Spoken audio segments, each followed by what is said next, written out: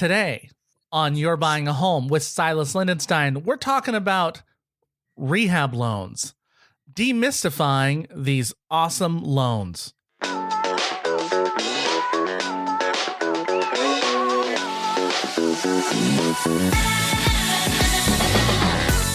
Hey everybody, and welcome to You're Buying a Home with Silas Lindenstein. I am your host, Silas Lindenstein. Thank you so much for tuning in today. This is episode number 30. We're talking about rehab loans. I'm going to demystify these, what seems to be a complicated process and one that a lot of people avoid. But we're gonna break this down. And just to plug what's happening today, it's another special episode. I've only done this once before where I had a guest on. We have Amy VanBuren from Movement Mortgage. She is on today to talk about these loans. Hi, Amy. Hi. She's on here today. For those of you just tuning in for the first time, my name is Silas Lindenstein. I am a real estate agent with Skyline Properties here in the Seattle, Washington area. I'm with Skyline Properties. But even if you are not here in Seattle, this podcast is still for you. This podcast is all about educating and empowering home buyers all across the nation. So in the end, buying a home is buying a home. They do things a little bit differently in different states. They have different timelines, different contingencies, but for the most part, the process is the same. And you can find out those differences from your local real estate agent, and they'll help you through that. So go ahead, subscribe to the podcast. Go right now, wherever you are. Go to Apple Podcasts, subscribe, and while you're there, leave a review for the show. Like it and review. It really helps other people who are looking to learn about home buying find the show. And we get a lot of great reviews. This is a free show, but in order to do that, a little bit of help. Just need you to go give a 5-star rating. Just like it. I'm here for you. Also, if you are new to the program and you are just looking for that step-by-step process to buy a home, the first 10 episodes of this podcast are all about are those step-by-step process. So you can just go listen to there and see step-by-step how it's going to happen, those first 10 episodes. Or if you want it on ebook form, I do have a free PDF, not charging. I'll send it to you. Just email me at silasgetsreal.com. That's SILAS at silasgetsreal.com. Email me, say, hey, I'd love your free ebook. Tell me where you're from, because I like to keep track of where these are going, because maybe I'll add something in the future. And I'll send that out to you. And of course, if you're still in the early process or even late in the process, but you're looking for an agent, if you're in the Seattle area, I'd love to help you. But if you're not, I actually am connected to real estate agents all across the nation in different networks, and I probably have a good one near you. So, just email me and let's see. Maybe I do. And if I got them, I'll set you up. I'll hook you up with them. And if I don't, I'll tell you. But yeah, that's it. That's the homework for today. That's all I got under there. But I'm excited today because we're going to talk about, as we get into this, rehab loans. For those of you that haven't heard of them, essentially, we talked about in a previous episode the different loan types. You have conventional loans and FHA loans and different requirements for those, and VA loans. But there's also a thing that I haven't touched on called rehab loans. And that is you'll see when a house is not what you want it to be, right? Maybe it's a piece of junk, right? It's horrible, and you're like, I can't live here. But it's in your price range, maybe. It's close. You're like, well, maybe if they redid these walls or we put in a bathroom or something, you could live in it. I got really excited about these rehab loans. A lot of times people have this idea that it costs, like, you have to put 20% down, or you have to pay the contractors up front or something like that. And I have a fellow agent friend who is in love with rehab loans. She loves especially the 203K loans. That's That's what we're going to kind of focus on today. There's a couple different types, but with everything going on in COVID, I believe the 203K are the ones that are the best option right now. So we have people that are someone really excited about them, and she said, Silas, you should talk about those loans, and you should, whenever she has a house that has that's not really up to par for like a walk-in, she suggests a 203K. And so I wanted to have Amy VanBuren on. She's from Movement Mortgage, and she's in the Puyallup branch. Correct, Amy? Is that it? Yes. Yep. Oh, okay. She's an excellent mortgage broker, and I've are you broker? Is that your title? Lender, broker. Okay. Most of the time it doesn't. People just kind of get the general consensus. Yeah. Mortgage loan officer. Okay. And as I've recommended, I always recommend to people, look at a mortgage loan officer or broker rather than a traditional bank, because all they do is focus on mortgages. So oftentimes they can qualify you for more for less money, or they have more programs, or they shop programs for you, where traditional banks have just those they want to put you in these little boxes, and if you don't fit in the box, you don't get the loan, right? Yep, so, exactly. If you're not the ideal candidate, usually you're going to be looking towards a mortgage loan officer. And there's some banks that I won't say them by name. They rhyme with EECU, but I've sent some people to banks, and literally everyone who's gone to that bank, I've said, can you talk to one of my lenders? Every single one has gotten a better deal from someone outside, just a mortgage focused company. And so, and the only reason I bring this up again, even though I've talked about it on a couple podcasts, is I just talked to somebody a listener of the show, and she was like, well, I'm going to go check this out. And I'm like, have you listened to my loan episode? And she's like, yeah, okay, you're right. Okay, let me go check. Let me go check out with a lender. So I wanted Amy on here today, and I wanted to focus on this 203K loan in particular. Did I describe it right? First of all, like, would you say, besides being a rehab loan, do you just use it just for dog pile of homes, or could somebody, if somebody's like, but I have to have a two bath house, could they use it for that kind of thing? Or sort of. Ideally, it's for a home that doesn't check all the boxes, but it checks most of them, and you're just kind of wanting that extra little leap over, or those structural issues. Yeah, but you got it. Yeah, you got it. Because everybody wants a deal, right?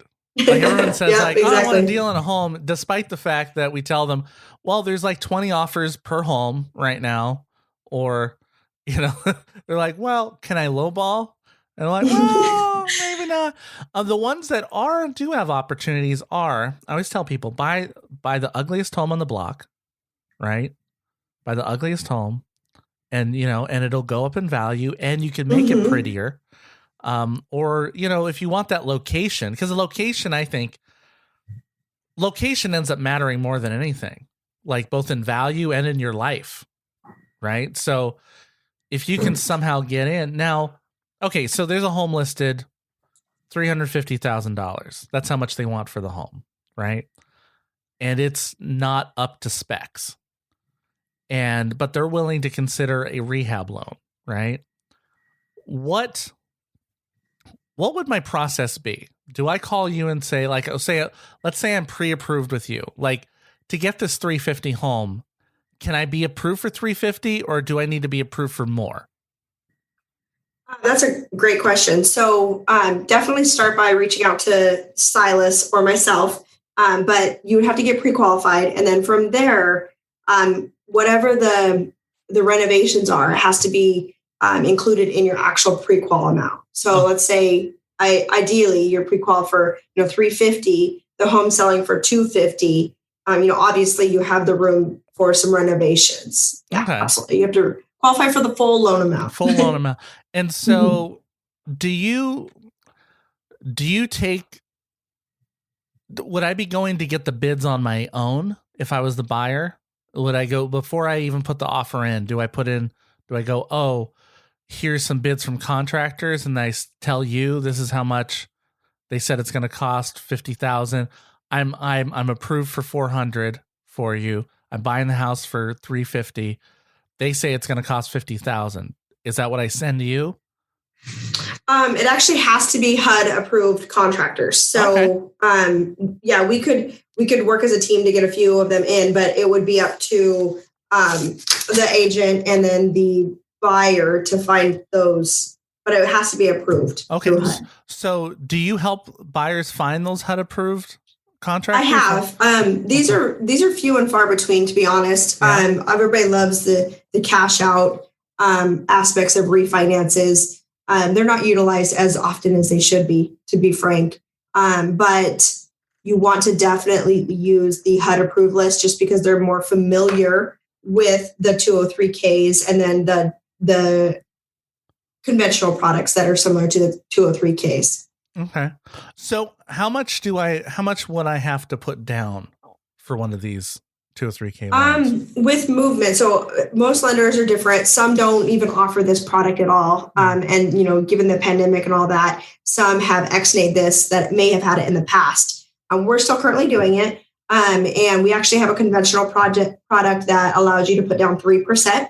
If you're under, I think it's like $82,000 and $200 maybe. Don't quote me. I'll have to look that up. But I think 82,000 and some change is about 3%. Anything above that income in this area or in the state of Washington with movement would be 5% for the conventional product. And then FHA, you're running into the same thing as normal, 3.5%. So is that a 203K either one? Is that FHA and conventional? They're both rehabs. With movement, the conventional product is called home style. Home style. Okay. The credit score minimum is just a tad bit higher, like normal conventional products. And then the FHA 203K, which is a rehab loan, is the normal one that we've been talking about. The minimum on those are 580. So they're a little bit more relaxed on the minimum credit scores. Okay. So that is a rather low payment or low down. Like compared to oh yeah, for sure. And I've talked in the program before, of course, the more you can put down, it's better for you as far as your monthly payment and for the seller in their view. Now, then the other worry I hear about for this, how much they have to put down, is also like, well, then do they have to pay the contractor? No. So that's actually probably the myth. They're one of the biggest myths out there. You definitely don't get funded until the loan closes, and the contractor never get paid until, the loan actually closes. At that point, the contractor can actually get some draws, and then they can get the full payment once the job's completely done. Okay. But they're not like, until the home closes, like they're not starting work anyway. No, absolutely not. No, it gets closed. You'll get like a subject to, like a normal appraisal or an inspection. You'll get the subject to items and then a preliminary appraised amount. Okay. And then, there are certain numbers where or certain percentages where you can only get, like $5,000 minimum up to like a $35,000 maximum renovation. It really just depends on what product and which lender you're going with. But with us, the conventional product, you can go up to, I wrote myself a little tad bit note. I think it's a max of $35,000 with a conventional product. Regardless, though, you want to make sure that, if you're getting a home for $250,000, which ideally you can't go over that 96.5% of the maximum home value. Right. So if you're buying it and you both dealed on accepted the offer at like $250,000, appraisal comes in, it can be worth $300,000. At that point, now you can only go up to 96.5% of that $300,000 value. Right. So what's that? $288,000 and some change. That's math that people can use a Google for if they want. So it's going to change a lot, but basically, yeah, just like you can't max out the loan. They need to have some little equity in there. Exactly. Yeah. So, I mean, that sounds like it's a good option for homes that have like, oh, it's all good, but the foundation's going to have to get taken care of. So you need to get that. This is honestly the perfect loan for that. What I say all the time is this is for that loan that just it's that buyer or those borrowers that are just finding everything but one or two things that are wrong with a specific home. Like you mentioned previously, whether it's that walk-in closet and they want to take out one of the extra half bathrooms or quarter bathrooms or whatever it might be. Or there really is, some subflooring issues or some foundation or structural issues that have to be fixed. And your listing agent posted only cash out. Well, I mean, those homes are staying on the market a little bit longer, as you know, I'm sure. But this kind of gives the buyer that wasn't, pre-qualified for, $500,000 or wasn't pre-qualified for the, average listing house in their area. It gives them a little bit more leverage. Like, hey, maybe they have the extra time they can wait because these take a tad bit longer and a little bit more patience to, follow through with. But they can make that $250,000 home be that $300,000 home with all the items that need fixed on it. Yeah. And check all the boxes, so to speak. Okay. That's great, because I do feel like there are a lot of homes that are, you rarely get everything you want in a home, right? You got to give something up. Like I'm thinking about like mine right now. I probably couldn't have gotten away with doing a rehab on it, but like we don't have a bathtub in ours, but we have kids. And so like, we're like, we need a bathtub for kids. So we ended up buying little buckets for them, basically, to like in Europe, these folding buckets that you put in a shower and they can take a bath in.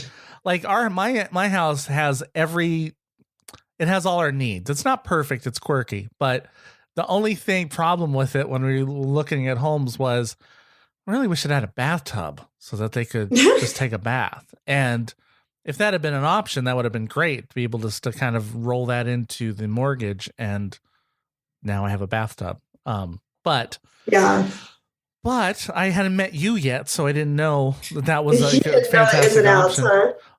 Is there anything that is there anything when someone knows they're going to use this, like that they need to be extra aware of? Like time, does it take longer or anything? Okay. Well, time, definitely. I mean, as everybody knows, the industry as a whole is kind of getting swamped right now.